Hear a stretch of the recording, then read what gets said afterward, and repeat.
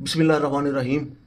मैं हूं वसीम मंशा डोगर और आप मेरा पहला व्लॉग देख रहे हैं। तो मैं चूँकि मैंने पहले भी साबका वीडियो में जिक्र किया कि मेरी ज़िंदगी के अप्स एंड डाउन्स बहुत ज़्यादा हैं, मुझे समझ नहीं आती कहाँ से शुरू करूँ। तो मैं एक वाक़या से शुरू करने लगा हूँ कि जब हम 2001 में डिस्ट्रिक्ट जेल कसूर में हम हवालाती थे, तो एक वाक़या रूनुमा हुआ। मैं सिर्फ उस वाक़या को कोड करूँगा, उसके अलावा कोई बात मैं नहीं करूँगा। हुआ ये कि सिकंदर साहब डिप्टी सुपरडेंट जेल हुआ करते थे डिस्ट्रिक्ट जेल कसूर में।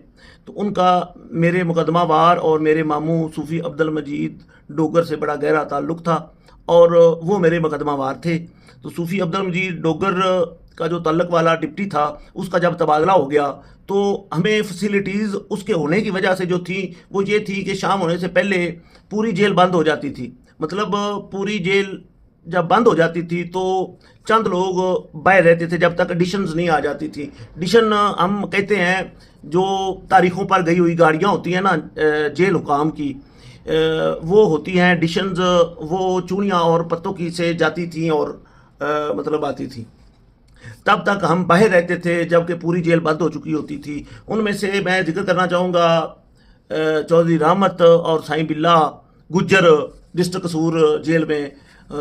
वो जो थे वो कक्की गुज्जर के बेटे थे और नादर गुज्जर के साथ उनकी दुश्मनी थी। और नवाज डोगर और जो था एक और शख्सियत थी और इस तरह मतलब एक भट्टी साहब होते थे, सरजा पट्टी।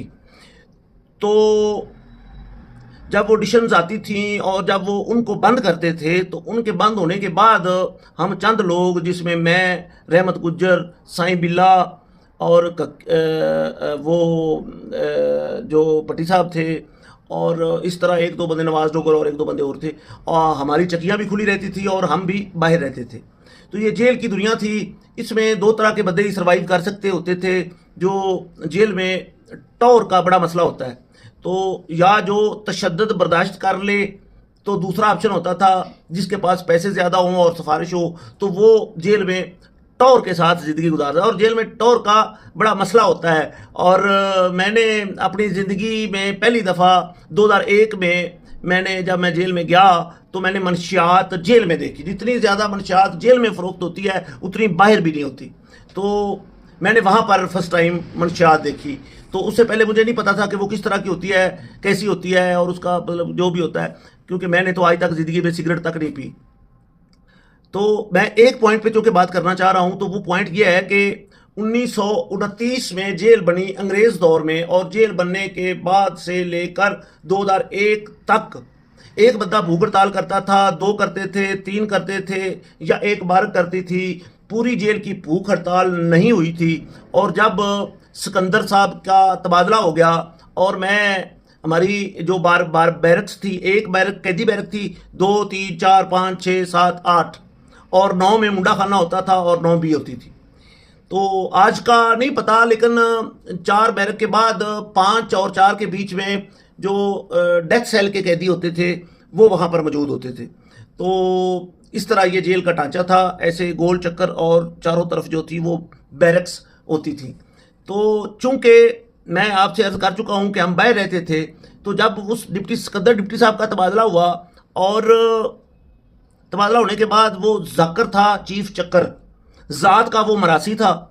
तो मैं एक बात बताता चलूँ कि जेल में जो हेड वार्डन और जो अमला होता है वो नीच और कम ज़ात होता है। खुदा की कसम, इसमें कोई शक नहीं। एक कैदी को उशर ज़कात लगता है। उस कैदी के अगर 2 डब्बे दूध के आए हैं तो उसमें से एक वो रख लेते थे। अगर उनका बस चले तो वो 2 डब्बे दूध के भी रख लेते थे। तो ये सूरत हाल थी। उसने, मैं असबे साबक 4 नंबर बैरक में मैं फिर रहा था। शाम का टाइम था जिस वक्त गिनती बंद हो जाती है। तो मुझे जाकर चीफ चक्कर ने बुलाया कि ओए इधर आओ। तो मैंने कहा कि तुम इधर आ जाओ। तो हमारी बहस व तकरार हुई, हम चक्कर में चले गए। तो उसने कहा कि मैंने इसको बंद करना है, लेकिन वो जो सब इंस्पेक्टर होते हैं, असिस्टेंट जिन्हें हम कहते थे जेल में, तो उन्होंने मुझे बंद ना होने दिया।